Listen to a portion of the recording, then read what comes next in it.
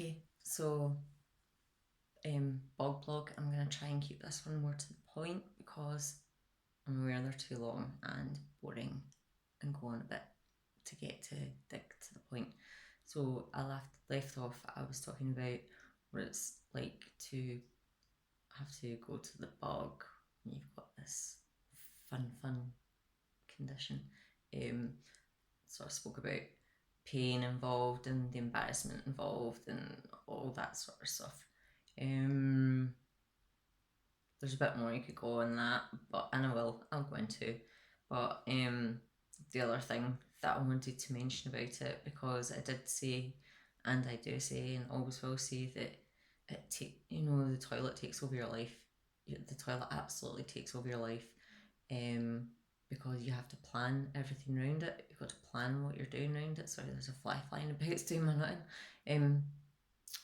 You've got to plan everything around it, and like tomorrow I'm going to take my cats to the vets and pick up some animal supplies, and that's going to be probably a 3 hour run. And because I know I'm doing that tomorrow morning, and because mornings particularly are a bad time with my gut because it doesn't like being horizontal for some reason. It doesn't like lying down, man. It gets really upset about that, and so then change position and all hell breaks loose. And I turn into a thermonuclear reactor when I'm lying down. But anyways, diversion. Yeah, so because I know that the morning will be hard anyways, I have not ate any dinner tonight. I've not had anything tonight because, well, today generally, because I generally only eat once a day, it's less hassle than going through pain and nonsense 3 times a day. Don't think so. So I haven't ate anything tonight because I need to not be, I need to try and minimise how much pain I'm in when I'm trying to get stuff done tomorrow, and I need to not have to have a sudden toilet panic on my hands if I can avoid it. I mean, not eating is not always a good way of avoiding it because you have to avoid drinking too, and you just can't do that. You've got to at least drink something. So yeah, it's never much fun going far from home because of that, or traveling for long distances. But they're all things that are possible because you can pre-plan for it and prepare for it. And I think people have difficulty with that, with getting their heads around that sometimes, because they'll see me doing something, I don't know, like having a good day. I'm out a walk up the hill with my dog or whatever, and it'll be like, well, okay, so how can you do that but you can't go to work? Well, because I can't starve myself every day so that I can go to work every day. That's why, amongst other things. I can't starve myself to make sure that my stomach's okay and behaving itself while I work. People don't appreciate you disappearing, as I have previously explained, to the toilet for extended periods. They think you're skiving because the bog's such an exciting place to sit and skive into. There's so much to do in there. Well, it says me sitting making a blog.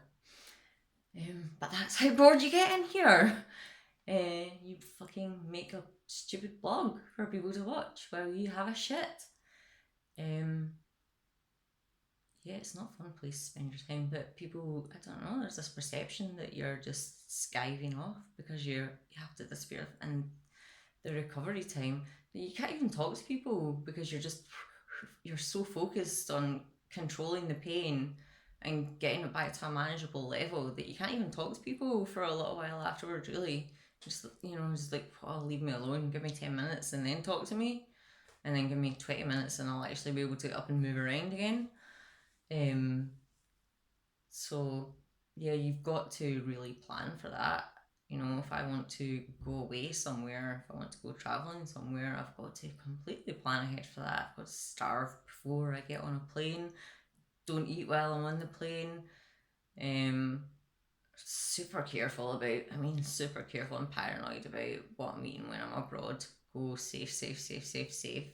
and as little as possible, because the last place I need to be in crisis is in a foreign country, especially if it's one I don't speak the language in. So yeah, preparation all the way, and that's just not practical for every single day. You know, it's not practical for long term because you can't starve yourself for long periods without dying, obviously.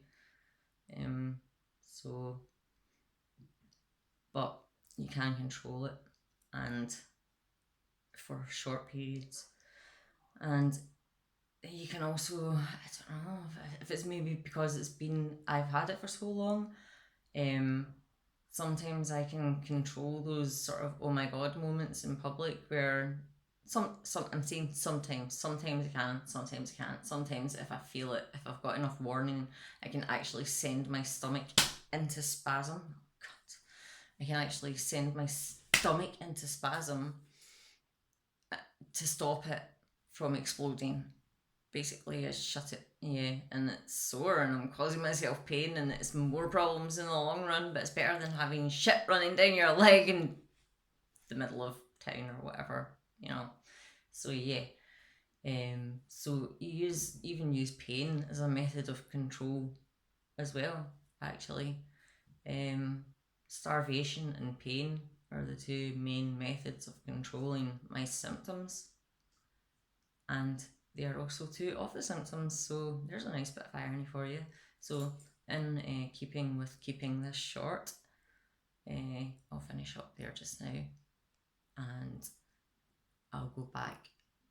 I'm just going to go back in the next one a bit and go back to the kind of mortification side of things, because that really is worth 5 minutes on its own. Okay, cheers. Happy shitting, you easy shitters.